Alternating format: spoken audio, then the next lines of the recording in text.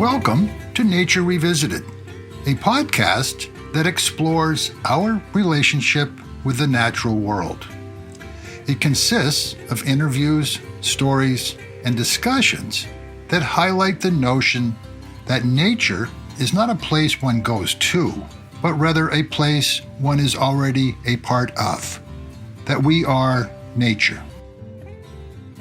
My name is Stefan Van Norden, and thank you everyone for joining us for this episode with Yolonda Youngs, Framing Nature. Yolonda Youngs is a professor of geography and environmental studies at the California State University at San Bernardino. Yolonda has studied and written extensively about our national parks, their history, their preservation, and their futures. In Framing Nature, the creation of an American icon at the Grand Canyon, Yolonda traces how the Grand Canyon has come to be such an iconic place by the way people have come to know it through popular imagery and visual media, such as postcards, photographs, maps, and magazines. She explores the interplay between humans and their environment, and how that shapes our popular ideas and meanings of our national parks, and in particular, the Grand Canyon. So Yolonda joins me to talk about one of the most iconic places on the American landscape, the Grand Canyon.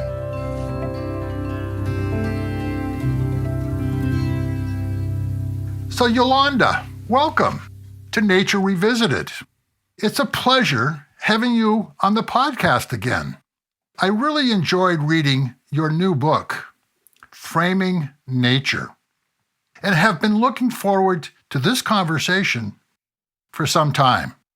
So let's start with what were some of your first encounters with the Grand Canyon? Well, thank you, Stefan, for having me on your podcast again. It's delightful to talk to you once again. And thank you to all of your listeners as well, tuning in for this podcast. That's a great question to start off with. I think that's such a meaningful and emotional moment for those of us who've been lucky enough to see or experience the Grand Canyon in some way. It's that first encounter that really can take your breath away. And for me, that goes back to being a kid. First time, I think in 8th grade. I grew up back east, but we would do long summer road trips. And I have very distinct memories of that time. I remember the very striking colors, the reds, the oranges. So I remember my encounters with small animals, but I remember those big views. As I said, I was raised in the East, so seeing those big western skies was really striking for me. So when did you first start thinking about writing Framing Nature, and why? It was about a little over 15 years ago. I'd done some work on Yellowstone National Park for my master's at Montana State University. And then I'd moved down to the Southwest very purposely because I was in love with the Southwest and I wanted to live there, but I was really moving there for the Grand Canyon. I wanted to explore the Grand Canyon academically and scholarly from a geographic and environmental viewpoint. And as I started to talk to people about the Grand Canyon, I realized one of the first questions I'd ask people is, have you been there? And then the next question I asked for them, well, if you haven't, have you seen a picture of it? And what did you see? And that started me to really sort of think about the answers I was getting and realizing that many of the people I was encountering had a very different perspective on the Grand Canyon. Your first question, what was my first encounter with the Grand Canyon? Since that first encounter, when I was a kid in middle school, I had had many encounters with the Grand Canyon, and quite frankly, most of them from the bottom of the Grand Canyon. I was a whitewater river guide, worked on a lot of rivers throughout the West, including sections of the Colorado. For the book, I floated the Colorado River for 3 weeks At the time, the Grand Canyon Association had an interpretive group going down. That process of floating down with a large group and experiencing the canyon from the bottom reminded me of my many times of canyons throughout the Southwest. And I realized that for me, the canyon was from the bottom looking up, but for many people, it was from the rim looking down. And that kind of juxtaposition of experiences and the way that we knew the environment of the Grand Canyon really inspired me to explore it a little bit more. It's been about 15 plus years of thinking and writing about the Grand Canyon. So what do you mean by framing nature? And why is the Grand Canyon one of the best examples of that? Well, framing nature, which is the title of the book, refers to a few different things. One of them is perhaps the most obvious. If you think of a frame that you might put a photograph in, and if you were to perhaps remove that photograph and hold it up while you're standing on, say, the rim of the Grand Canyon, you get a certain perspective if you only look at what is visible inside that frame. That frame is also what photographers and other visual artists, painters as well, use to express visually what they're seeing. And inevitably, when we frame something, there are parts of the canyon you can't see. And what I found in my work is that over time, over 150 years of looking at where in the Grand Canyon images have been taken and then shared with the world in popular ways, I look at popular imagery, postcards and photographs and other images that were very inexpensive, very easy to get, well circulated nationally as well as around the world. Those images are all framed by someone who took that picture. And when they did that, they were framing it. And what is included in that image, I think, is very important. And what is left out of those images also is very important. In terms of why do I think the Grand Canyon is such a great example of that, it's because it's such a visual place. A survey done by Northern Arizona University a number of years ago now, in that survey, they asked people why did they come to the Grand Canyon and what were their experiences. And the number one experience that people cited was just simply seeing the Grand Canyon. And it's really striking to me that at this national park, it's not hiking as the number one. It's not taking a scenic drive or other things that you could do at the canyon, mule ride, all kinds of other things. Instead, it's just seeing that canyon, that moment that someone stands often on the rim and looks across it. All of our national parks and protected areas are incredibly, oftentimes quite dramatic, especially in the West. But the Grand Canyon itself has a real explicit visual element. So how has the image of the Grand Canyon helped to shape our concept of the greater Southwestern culture? It's tough to say there is just one image, although I did just paint one image from the canyon rim because, again, that in my research, I found that was the most common place that imagery was taken and shared about the Grand Canyon, that is, from the rim. But I found that there was a deficit there.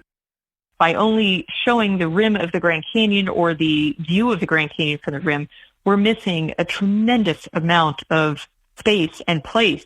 So there are many images of the Grand Canyon, and part of what I do in the book is suggest perhaps better thought of as not just the national park or not just the many affiliated areas around it, but as a greater Grand Canyon region. Biodiversity rich, it is multicultural place, and ecologically sustainable, I believe, as well. That concept, or a concept of Southwest culture, is in many respects deeply attached visually and perhaps culturally and socially as well. But visually, that idea of the Southwest as a region is connected to the Grand Canyon. It has been well visited. It's now feeding 6 million plus visitors per year. But it didn't always have that visitation, of course. But it was a stop that people would make during the railroad era and onward through the auto touring era. And it's parts of that imagery of the canyon that really get connected to Southwest culture. And by that, I mean the colors of the Grand Canyon, those reds and oranges very distinct. The sparse vegetation, the aridity of the canyon, it's a very different place, particularly for those early tourists who may be visiting the canyon from the east or the upper Midwest, but also other images of the Grand Canyon that certainly permeated our ideas of Southwestern culture. One of the biggest sort of cultural things that we need to think about here is, as I said, the Grand Canyon or the greater Grand Canyon region is a multicultural place. So it has been the homeland and continues to be the homeland for a number of Native American tribes. Currently, there's 11 affiliated tribes with the Grand Canyon as a national park. They are consistent stewards and residents of the Grand Canyon in many, many ways. Certainly, ideas of Native American culture and visual images of different cultural groups such as Hopi and the Navajo or the Dene, as well as the Havasupai and the Wallapai. These are also cultural groups that are woven into that idea of the Southwest. I think the image or an image of the Grand Canyon has really dramatic and specific environmental context, such as the geology of what the colors of the rocks are, the vegetation there, as well as a really distinct multicultural place that has been sewn together into this larger concept of the Southwest region or a Southwestern culture. What is some of the other history and culture that was once part of the Grand Canyon before it was transformed into this iconic destination place? Well, there's a lot of places that we could talk about. I think maybe two places that, or three maybe even, and there are many more examples in the book, might be places that are maybe difficult to see or maybe not quite as legible of landscapes as they used to be. We could talk about landscapes of early tourism. For example, early residents, Anglo residents at least, of the canyon, when it was managed by the U.S. Forest Service, included Peter and Martha Berry. They were a couple who ran just a small hotel right on the south rim. It was called the Grand View Hotel. It was a modest hotel, but it had a great view. I do include some images of that early Grand View Hotel.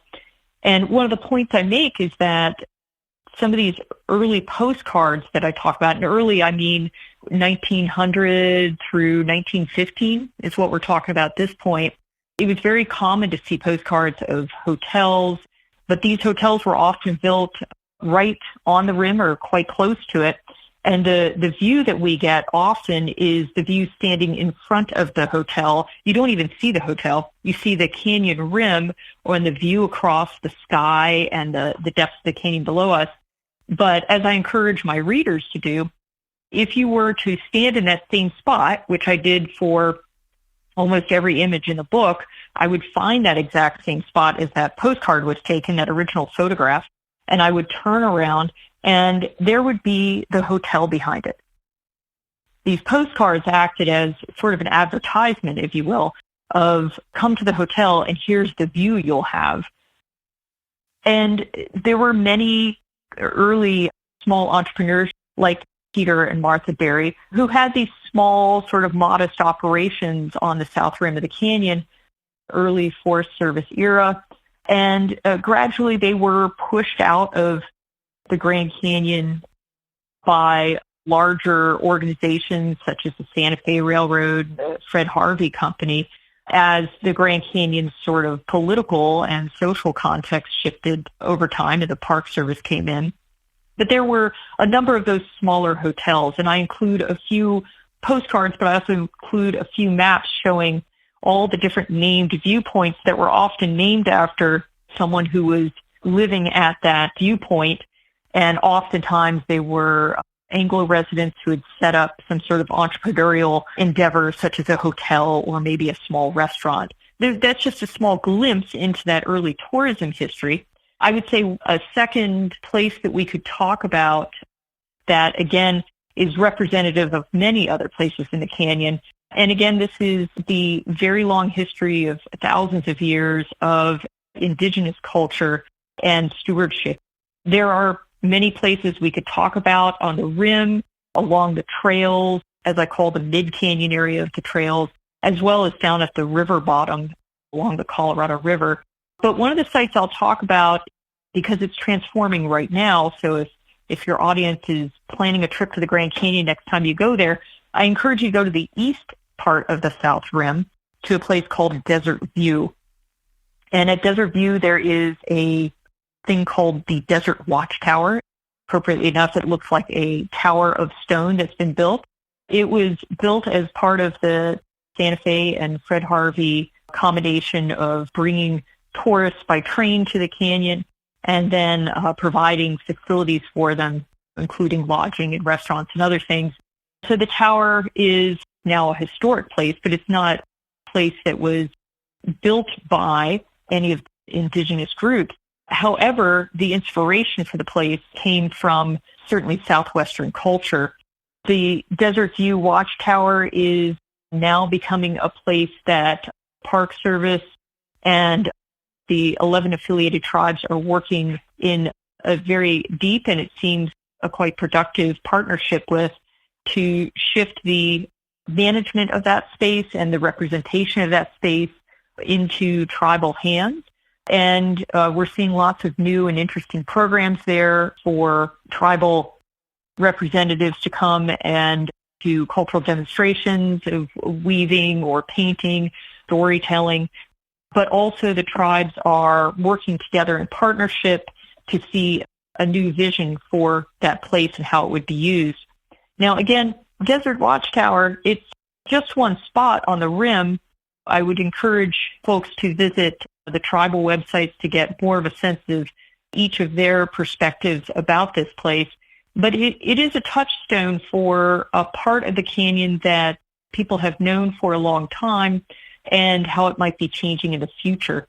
And then if I could, just one more short example, and that's down in the depths of the canyon a bit more, a spot about midway down on the south rim if you go down a very popular trail called Bright Angel Trail. Many of your listeners, if they've been to the Grand Canyon, I bet they've started to walk down that trail.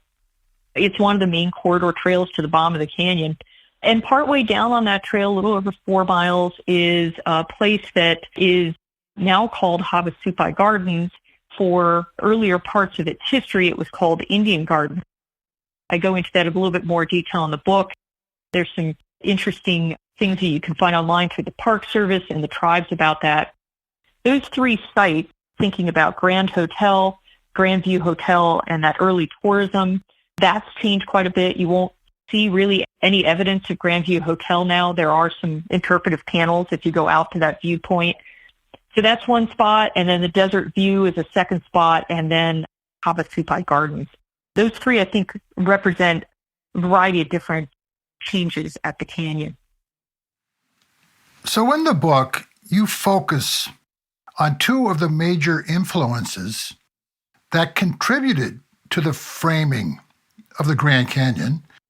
First, you use the use of postcards starting in the mid-1800s, and the other, the magazine Arizona Highways.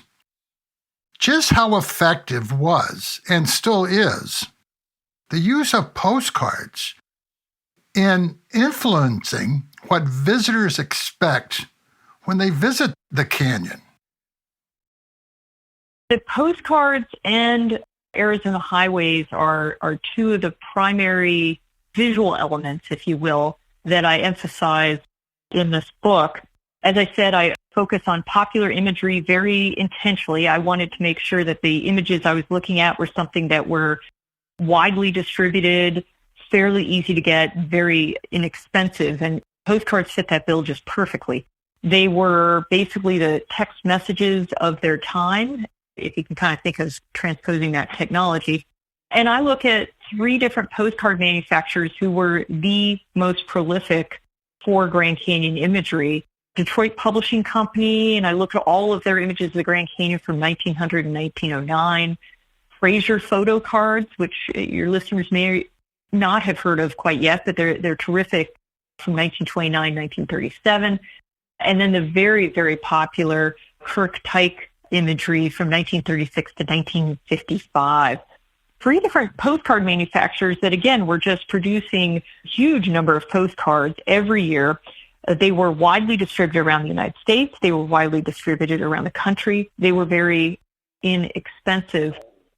One of the reasons that I focus on at least those kind of postcards for framing the canyon is because, as I make the argument in the book, they really provide that baseline visual study, if you will, that all other images after that refer to.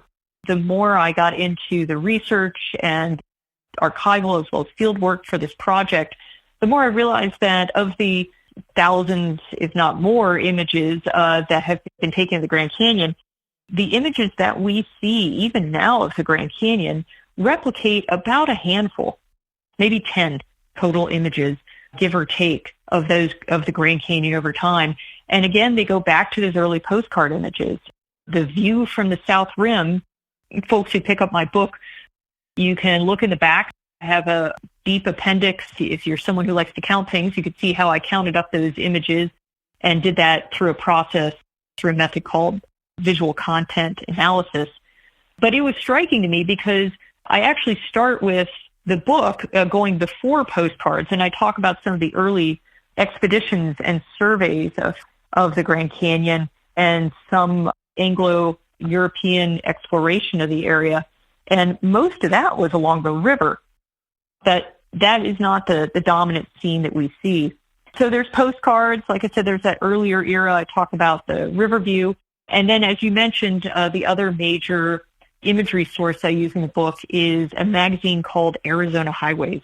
Its first issue was April 1925. It was a highway engineers magazine. But within a few years, it transformed into basically a vehicle for actually the roads and the views you would see along the roads. So a tourism magazine for the state of Arizona. And that presented a very different image than the postcards. It was focused on roads, the views in the interior of the canyon, down the trails, views along the river. That was not something that Arizona Highways promoted at first, at least. Later on, during the major battles over the construction of dams in the Grand Canyon, they did start to feature more images along the river and along reservoirs that were being produced then. There are thousands of pictures of the Grand Canyon in that publication over time. So it's a really rich source of imagery. So between the postcards and Arizona Highways, thousands of images of the Grand Canyon that I looked at and really helped me to understand how that canyon was framed, if you will, over time by these photographers.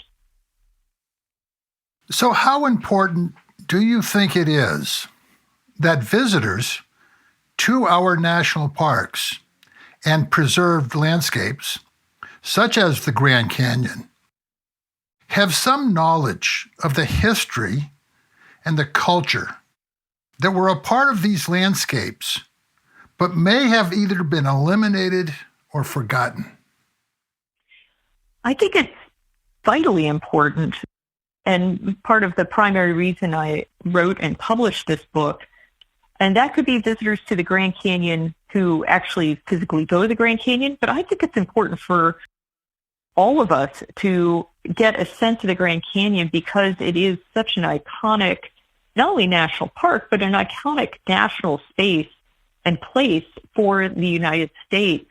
3 points along that line that I think are important for people to consider about preserving these landscapes and understanding the canyon. As I say, I suggest that it would be best considered as a greater Grand Canyon that includes the national park, national forests, the tribal lands, as well as private lands, ranches, cities, and many other things that make up that mosaic.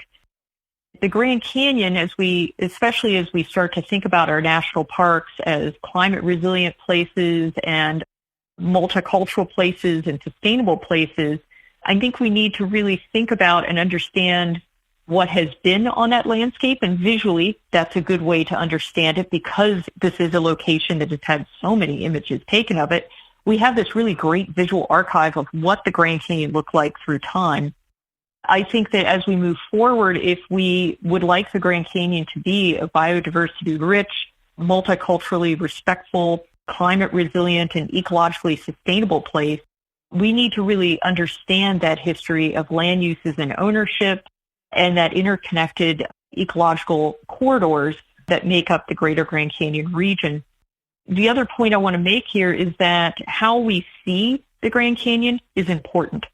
If you physically go there and you can stand on the rim or walk down a trail or float down the river, that is all going to influence your environmental perception, as we say, of the Grand Canyon. In scholarship, we talk about your perception of a place is that immediate physical and emotional reaction, and then your brain kicks into gear. And when your brain starts to understand and analyze what you're experiencing, that's when your knowledge of the Grand Canyon can shape your experience. But even more importantly, it's going to change and shape your decisions about what parts of the Grand Canyon we need to protect and why we need to protect them. So that knowledge that I try to provide in the book of the history of where we've seen the Grand Canyon, what parts of the canyon we've seen, I see a very strong relationship in the imagery I looked at in the places that are shown in those images and the places that are protected. Images and how we see the canyon is important for shaping environmental policy, environmental management, our tourism, as well as uses and stewardship for traditional homelands of indigenous people. And then finally, just to reinforce, again, the Grand Canyon is a multicultural place.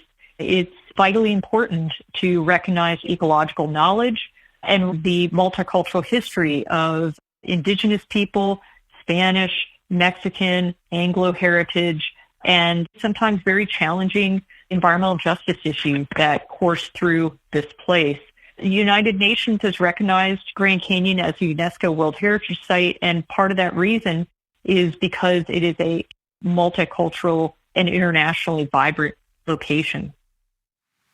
So where is the real Grand Canyon? Yes, that's chapter 9. I end with a surprising, perhaps, title borrowed from an Arizona Republic article. And that refers to the challenges of, again, people's environmental perception that shapes where they think the Grand Canyon is. And again, emphasizing that what we envision of the Grand Canyon, what we see in our geographic imaginations, what we experience influences our decisions about what to protect. But that real challenge of where's the real Grand Canyon is where do we experience it? If you talk to someone who has taken a river trip, have they really experienced the Grand Canyon if they haven't been to the rim? And vice versa. For other folks, you haven't really experienced it until you've experienced it with a guide from one of the 11 affiliated tribes who have, of course, each their own perspectives and a very long history of stewardship on that landscape. So what do you hope people will take away with them after reading your book, Framing Nature? I think my big takeaway is how we see the Grand Canyon or how we see our national parks and our protected areas is important. How you experience them in person or online, that's an important perspective, but also where you experience these places, and let's just say the Grand Canyon, and how much that shapes decision-making, protection, and preservation of these places, as well as the cultures and societies that are deeply attached to these places over time. I think the Grand Canyon is a multicultural place, and I hope that people will understand that an environmentally sustainable and resilient future for the Grand Canyon relies on understanding its regional context.